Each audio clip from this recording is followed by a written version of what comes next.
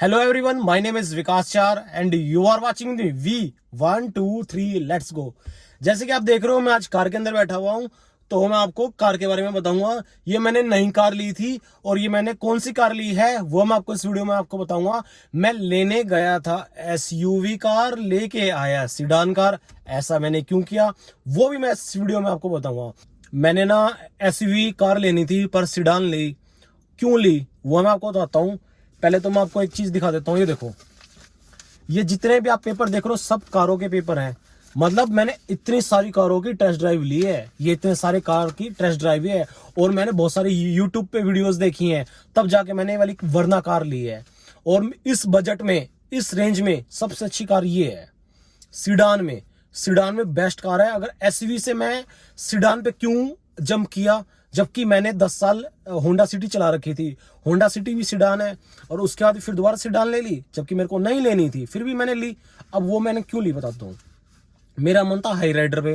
High rider मैं देखने गया, मेरे को पसंद आई। मैंने टेस्ट ड्राइव के लिए उसको बोला, टेस्ट ड्राइव इसके लिए बुक किया और मैंने टेस्ट ड्राइव ली। देखो, टेस्ट ड्राइव मैं करता हूँ फैमिली के साथ, मम्मी पापा बहन भाई जो भी होता है, कार में बैठ के जब चलाते हैं। मैं लेके जाता था गंदे रोडों पे, जो बेकार रोड है, उबड़ खाबड़, जिसमें गड्ढे हों, गड्ढे वाले रोडों पे मैं लेके जाता हूँ और वहां पे असलियत जो होती है वो पता चलती है। क्यों? क्योंकि जो मेरी मम्मी है ना, मेरी मम्मी को है डिस्क प्रॉब्लम। डिस्क प्रॉब्लम के लिए कंफर्ट सबसे ज्यादा जरूरी है और जो हमारा बैक का पोर्शन है ना, उस पर झटका नहीं लगना चाहिए। तो वो चीज देखने के लिए मेरे को गड्ढों में कार चला के देखनी पड़ती है मम्मी के साथ। तो उसके अंदर हमें मजा नहीं आया, जो कि एक हाई राइडर के अंदर तुम्हें नॉर्मल सोकर मिलते हैं, सस्पेंशन जो होता है उसका नॉर्मल है। और वही वरना के अंदर आपका जो है ना सस्पेंशन कॉइल स्प्रिंग के साथ आते हैं। जो कॉइल स्प्रिंग हो, ऑब्वियसली जहां स्प्रिंग लग जाएंगे वहां सस्पेंशन आपका अच्छा हो जाएगा। ये गड्ढों के अंदर बहुत अच्छी चलती है कार। इसमें बिल्कुल भी आपको पता नहीं चलेगा कि इतने ज्यादा गड्ढे थे या इतनी ज्यादा आंखली थी, इतने ज्यादा ब्रेकर, जो भी जैसा भी आपको रोड होगा आपको महसूस नहीं होएगा ज्यादा। और हाई राइडर में बहुत ज्यादा महसूस होता था। और हाई राइडर से अब मान लो दूसरी कार को हो गई, ये वाली ये भी तो ले सकते थे, ये भी ले सकते थे। जैसे कि देखो, हाई राइडर के बाद आती है हमारी दूसरी car grand Vitara. Grand Vitara और हाई राइडर सेम है, बहन भाई है। तो मैंने वैसे ग्रांड विटारा की भी टेस्ट ड्राइव ली, पर फंक्शन सेम है, फीचर्स सेम है, सस्पेंशन सेम है। तो हाई राइडर भी टेस्ट ड्राइव ली, ग्रांड विटारा टेस्ट ड्राइव ली। हाई राइडर और ग्रांड विटारा में से अगर किसी को कार लेनी तो मेरे को हाई राइडर पसंद आई, हाई राइडर अच्छी है। अब दूसरी एसयूवी में जाते हैं। अब आती है हमारी एसयूवी जो दूसरी क्रेटा उस टाइम तक लॉन्च नहीं हुई थी, और क्योंकि ये मैंने नवंबर में ली थी, स्टार्टिंग के 2023 नवंबर में ली है, तो उस टाइम क्रेटा नहीं आई थी। क्रेटा बाद में आई है हमारी जनवरी फरवरी में, इसलिए मैं क्रेटा के बारे में नहीं बता रहा हूं। वैसे मेरी सिस्टर के पास क्रेटा है।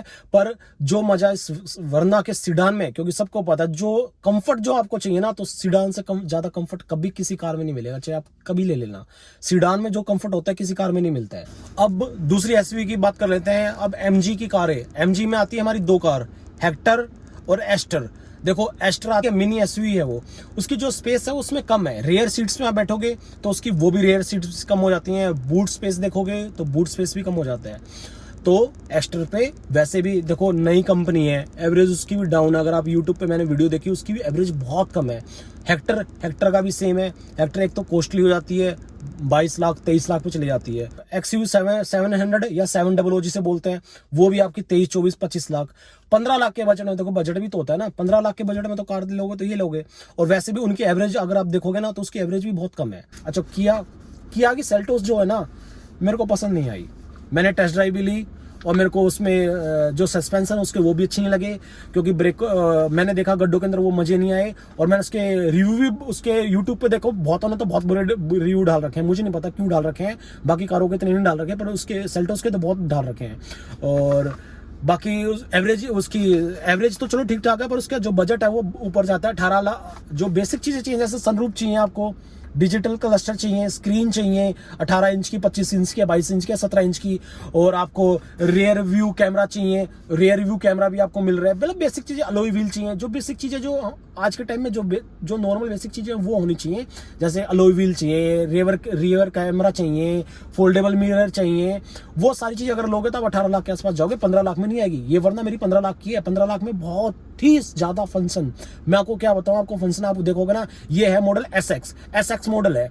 SX मॉडल में आपको देखोगे ना, अगर गूगल करके देखोगे सारे फीचर आपको मिल जाएंगे जो चाहिए। इससे ऊपर सिर्फ एक मॉडल और आता है SXO, ओ का मतलब ऑप्शनल। ऑप्शनल में क्या होगा, आपकी इलेक्ट्रिक सीट आ जाएंगी, एडजस्टेबल आ जाएंगी, और आपका AC आ जाएगा, हीटर आ जाएगा सीट्स के अंदर, और छोटी छोटी 2-3 चीजें और होंगी जो कि आपको नीड नहीं भी होगी तो भी चलेगा।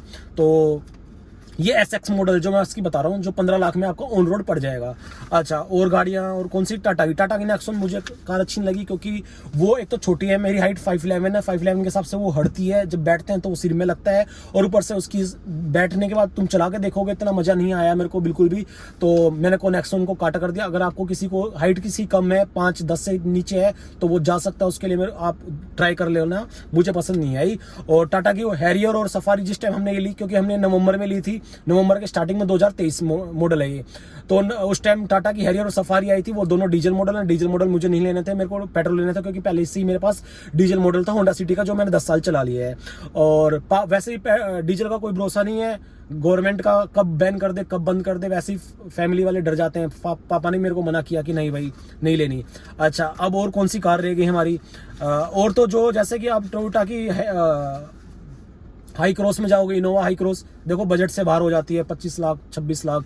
गाड़ी बहुत बढ़िया मैंने उसकी भी टेस्ट ड्राइव ली, बहुत बढ़िया कार। किसी को जाना तो आप उसमें हाई क्रॉस ले सकते हो, इनोवा वाली बहुत अच्छी कार है। देखो कार ज्यादातर सारी मैंने जितनी भी देखो, सिट्रोन की भी मैं टेस्ट ड्राइव ली है यहाँ तक की, पर मैं कहता हूँ जो चीजें बाकी सारी ज्यादातर तो हो ही गई हैं यार इसमें। हाँ, 2 कार रह गई इसमें जो मैं बताना भूल गया, स्कोडा और फोक्सवैगन और स्कोडा में कुशैक, फोक्सवैगन में टाइगून। देखो इन दोनों कारों की मैं टेस्ट ड्राइव ली है, कार बहुत बढ़िया, पर जर्मन कार है, इसके पार्ट्स महंगे आते हैं, बहुत मेंटेनेंस हाई है, पार्ट्स महंगे हैं वही एक। और एवरेज तो देखो कोई ज्यादा बताता है कोई कम बताता है, दोनों तरह के रिव्यू इसके मैंने देखे हैं कि अगर सही से चलाओ तो अच्छी एवरेज आएगी, नहीं तो नहीं। देखो कार बहुत अच्छी है, जर्मन है, कार चलाने में बहुत मजा आएगा, बहुत अच्छी है।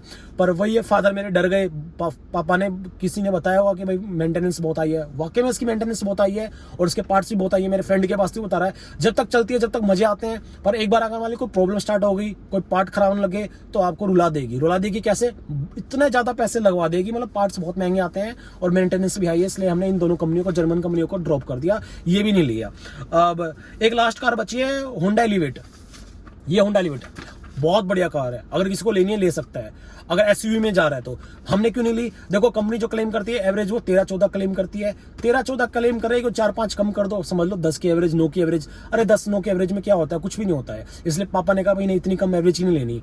अब जो कंपनी इतनी क्लेम करेगी तो ऑब्वियसली उससे कम लेगी। अब ये वरना है, वरना की जो कंपनी क्लेम कर रही है वो 18 से 19 कर रही है, अगर 4-5 भी कम करोगे तो इसकी एवरेज मैं बताता हूँ, हाईवे पे ये 19 देती है, और सिटी के अंदर आपके 13-14-15 आराम से देती है। और ओवरऑल इसने जो आज तक निकाली है, जितने मैं हालांकि रफ चलाता हूँ, रफ चलाने में ओवरऑल इसने जितनी निकाली ना, ओवरऑल इसने आज तक निकाली 13 की एवरेज। 13 की एवरेज बहुत हो जाती है, 5000 चल गई होगी, 5000 में इसने 13 की एवरेज आराम से दी है। मैं आपको एक बार दिखा भी देता हूँ अगर आप कहते हो तो। मैंने ये 9.5 महीने, मतलब 10 महीने होने को हैं, मैंने कितनी ये गाड़ी चलाई है। ये कार मेरी टोटल चली है 4926 किलोमीटर, ठीक है। और ये मेरी जो टाइम मैंने स्पेंड किया वो उसके अंदर ये दिखा रहा है 207 घंटे, और जो एवरेज जो आ रही है वो 13 की एवरेज आ रही है। ये टोटल 13 की एवरेज है आज तक की, जब से गाड़ी ली है अभी तक की, हाईवे को मिला के, जाम को मिला के, और हमारा दिल्ली के जो दिल्ली में हमारा जाम रहता है उसको मिला के, ड्राइविंग करने के लिए सिटी और हाईवे दोनों की एवरेज मिला के 13 हमारी आज तक की एवरेज ये निकल के आई। इसकी एवरेज बहुत ही बढ़िया है, हाईवे पे इसकी एवरेज 19 निकल के आती है, 19, 18 से 19 हाईवे पे इसकी एवरेज जाती है। ये 267 किलोमीटर चल चुकी है, ठीक है। मीन्स मेरी जो एवरेज निकल के आ रही है वो 18.8 की आ रही है, जिसके अंदर मैंने दिल्ली को कवर किया है। दिल्ली के अंदर बहुत जाम था, वो मैंने पूरा कवर किया है। उसके बाद मैं ऋषिकेश आया हूँ, तो ऋषिकेश से अब मैं और कहीं जा रहा हूँ। पर ये जो आपकी एवरेज है, मैं आपको दिखाना चाहता हूँ कि ये हाईवे पे आपको आराम से 19 और 20 आराम से दे देती है। ये 19 और 20 आराम से देगी।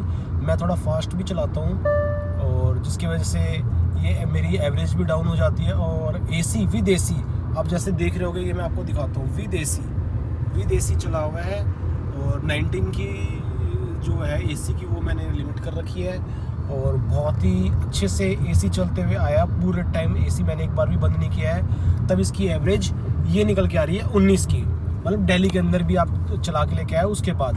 और दिल्ली के अंदर मैंने आपको जैसे पहले भी बताया था कि 12-13 की एवरेज आराम से दे देती है, और हाईवे पे आराम से ये 18 और 19 की एवरेज दे देती है। ये 18.9 हो चुका है, यही धीरे धीरे आपका 19 आराम से हो जाएगा, 20 हो जाएगा। आपको एक चीज़ और दिखाता हूँ, अगर ये ज़्यादा तेज चलती है तो ये लगातार बीप बीप करेगी, और 80 पे एक बार बीप करती है, और 120 के बाद ये कंटिन्यूसली बीप बीप करती रहेगी जब तक आपकी चलती रहेगी, जब तक ये कंटिन्यूसली बीप बीप करती रहेगी। ये थोड़ा बताती है कि 120 पे आप ना चलाओ, थोड़ा रिस्की होता है, तो अपनी 100 पे रखो, क्योंकि 100 की स्पीड हाईवे पे 100 ही लिखा होता है, तो आप अपनी 100 की रखो। 120 के बाद बीप बीप बीप बीप एक कंटिन्यूसली देगा। मैं आपको बताता हूँ इस वर्ना कार में क्या क्या फीचर्स हैं। ये एक वर्ना कार बहुत बढ़िया कार है, और ये मुझे बहुत अच्छी लगी। ये मुझे 15 लाख की पड़ी। 15 लाख में आपको सारे फीचर मिल जाते हैं, सारे जो जो आपको चाहिए वो फीचर इस कार में 15 लाख में मिल रहे हैं।